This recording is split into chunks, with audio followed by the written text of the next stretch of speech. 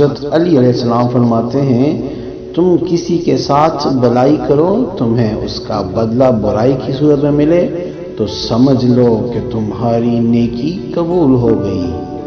انسانیت بہت بڑا خزانہ ہے، اسے لباس میں نہیں انسان میں تلاش کرو۔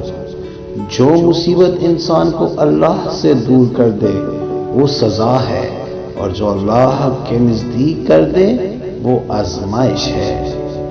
کسی کے برا کہہ دینے سے نہ ہم برے ہو جاتے ہیں نہ اچھے، کیونکہ زبان سے شخص خود کا ظرف دکھا سکتا ہے، دوسرے کا عکس نہیں۔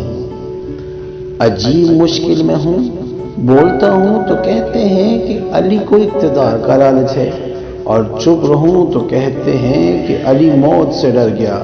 خدا کی قسم علی موت سے ایسا ہی مانوس ہے جیسے کوئی زندگی سے ہوتا ہے۔ میرے سینے میں ایسا علم پوشیدہ ہے جو مجبور کیے ہوئے ہیں، اسے ظاہر کر دوں تو تم لوگ لرزنے لگو۔